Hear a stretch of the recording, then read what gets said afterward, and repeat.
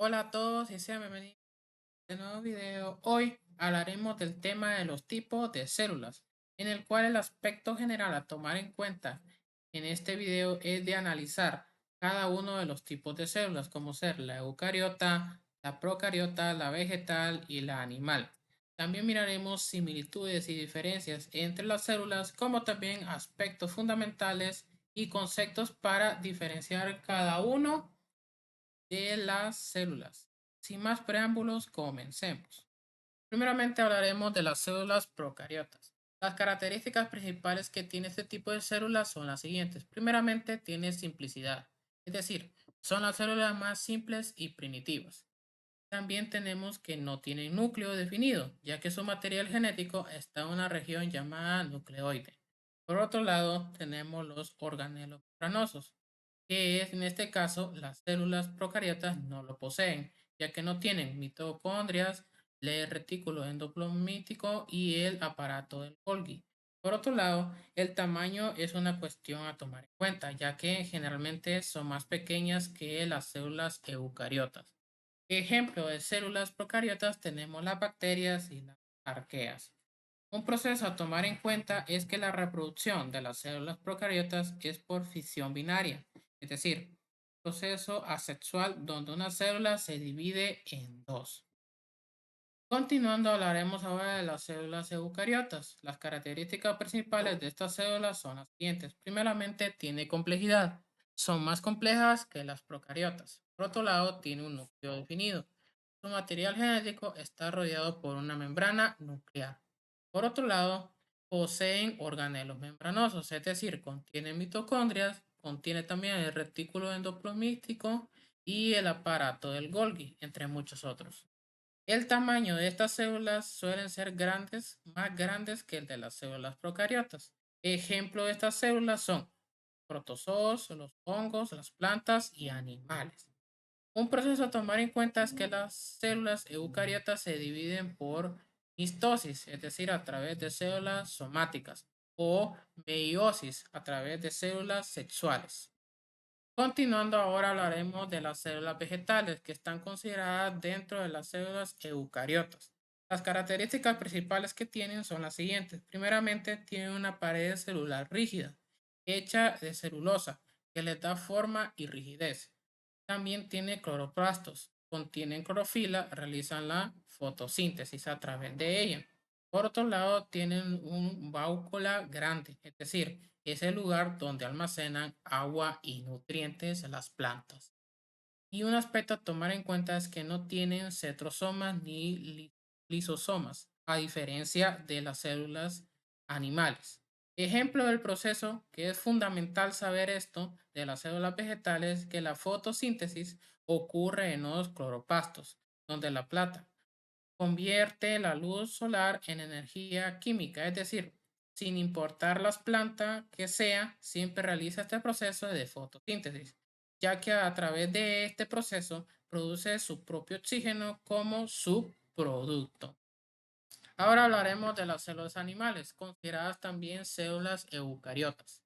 Las características principales que tienen estas células es que primeramente no poseen pared celular, lo que les da mayor flexibilidad. Es decir, las células animales son más flexibles y son menos rígidas que el de las células de las plantas.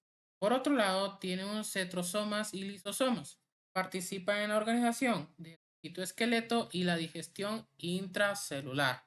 Por último, tienen una forma irregular debido a la falta de la pared celular. Ejemplos de ellos son las células de los tejidos animales, como los músculos, los tejidos nerviosos y los tejidos epiteliales. Continuando, ahora hablaremos de los tipos de tejidos, ya sea tejidos animal o tejido vegetal. Primeramente hablaremos de los tejidos animales, donde está el primero que todo el tejido epitelial, que cubre las superficies internas y externas del cuerpo.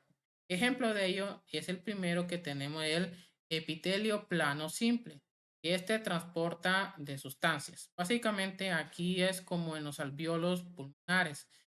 Básicamente hay una intercambio o transporte de diferentes sustancias. Por otro lado, tenemos el epitelio púbico simple, que en este caso se encarga de la absorción y secreción, como en los túbulos renales. Por otro lado, tenemos el epitelio cilíndrico simple, que esta básicamente su función es de la expulsión de sustancias, como en el tracto digestivo. Por último, pero no menos importante, tenemos el epitelio de transición, permite la expansión, como el de la vejiga urinaria. Por otro lado, tenemos el tejido conectivo, el cual sostiene o une otros tejidos. Es decir, tenemos el ejemplo del tejido adiposo, que da energía y da protección. Por otro lado, tenemos el tejido óseo, que almacena minerales y da soporte. También tenemos el tejido cartilaginoso. Proporciona soporte flexible como en las articulaciones para que nuestros músculos a través de las articulaciones no se mantengan en vez de rigidez como en las plantas, se mantengan de una manera más flexible. Por otro lado, tenemos el tejido sanguíneo, que básicamente, como su nombre lo indica, transporta oxígeno y nutrientes a través del sistema circulatorio. Por otro lado, también tenemos el tejido muscular. Esta básicamente permite el movimiento. Entre los tipos de tejido muscular tenemos primeramente el músculo esquelético. Este tiene el propósito de ser voluntario, controla el movimiento de los huesos. También tenemos el músculo cardíaco, este es involuntario, forma las paredes del corazón. Por otro lado, tenemos el músculo liso, involuntario también, que se encuentra en órganos internos como los intestinos. Hay que tomar en cuenta que cuando menciona el término voluntario es que uno a voluntad, por ejemplo, cuando hacemos actividades como caminar, correr o alzar algún objeto, hacemos uso del sistema esquelético o del músculo esquelético en este caso. Cuando hablo de un movimiento involuntario, es cuando, por ejemplo, músculo cardíaco es cuando el corazón, sin que nosotros tengamos control directamente de él, bombea sangre oxigenando oxigenando lo que es la sangre a través de todo nuestro organismo. Una vez aclarado esto, continuemos. Hablando ahora del tejido nervioso, que este básicamente se recibe y transmite impulsos nerviosos. Ejemplos de ellos son las neuronas, que transmiten los impulsos nerviosos. También encontramos las células gliales, que básicamente soportan y protegen las neuronas. Es básicamente la coraza o el escudo natural que tienen las neuronas. Sin ellas, las neuronas estarían demasiado expuestas a sufrir fisuras, por poner un ejemplo.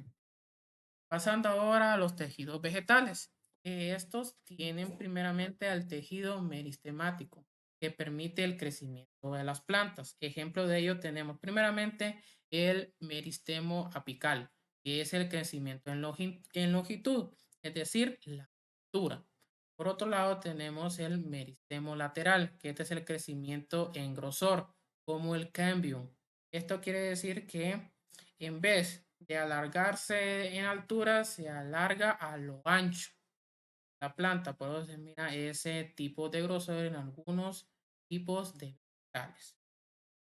Por otro lado, tenemos el tejido fundamental. Esta realiza funciones de soporte, almacenamiento y sobre todo el proceso de la fotosíntesis. Ejemplo de ello, primeramente tenemos el parenquima, que es el almacenamiento y donde se realiza el proceso de la fotosíntesis. También tenemos el colenquima, que es el soporte flexible del tejido fundamental, que este permite el movimiento muchas veces de las plantas a través de sus raíces. Y por último, pero no menos importante, tenemos el tejido enclerequima, el cual le da el soporte rígido a la planta. Continuando ahora hablaremos del tejido muscular, que este básicamente es el que transporta agua y nutrientes. Es decir, por ejemplo, en la manera de subsistir de la planta, además del proceso de la fotosíntesis, es a través de la transmisión de este líquido vital para ellos, igual que para todo ser humano, que es el agua, el cual lo extraen ellos a través de sus raíces. Hay raíces que son medianamente delgadas de plantas más pequeñas, pero plantas o árboles, en este caso, más grandes, que son un estado vegetativo de bastante grosor, sus raíces van a ser de un mayor tamaño y también grosor. Una vez dicho esto, ejemplos de los tejidos vascular, tenemos el primero que es el xilema, que transporta agua y minerales. Por otro lado, tenemos el tejido del floema, que transporta productos de la fotosíntesis. También tenemos el tejido dérmico, que este protege la planta de deshidratación y de daños exteriores.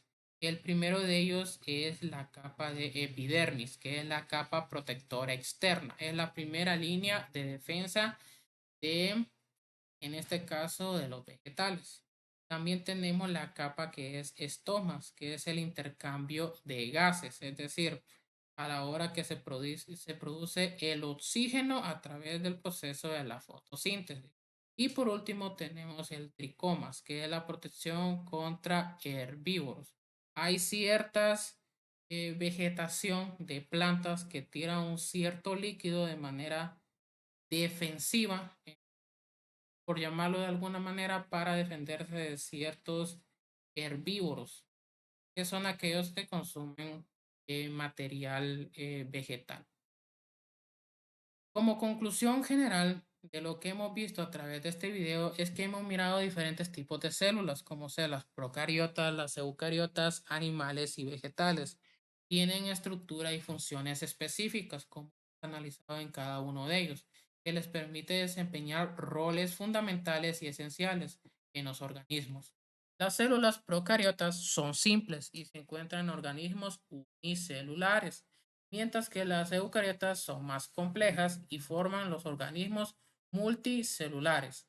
Los tejidos animales y vegetales se organizan en sistemas que se realizan funciones vitales como la protección, el movimiento, la comunicación en los animales y el transporte de agua y nutrientes y el proceso de la fotosíntesis en las plantas.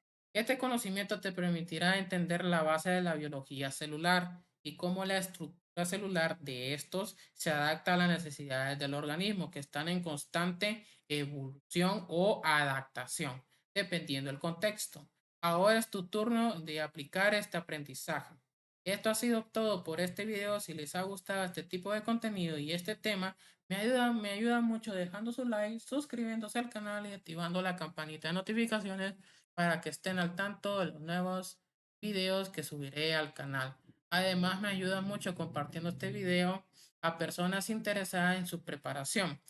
Examen de admisión que se aplicará este 6 de abril. Al igual, si quieres interactuar conmigo, puedes hacerlo dejando tu comentario en la caja de descripciones, dejando tus sugerencias o dudas o consultas o únicamente interactuar.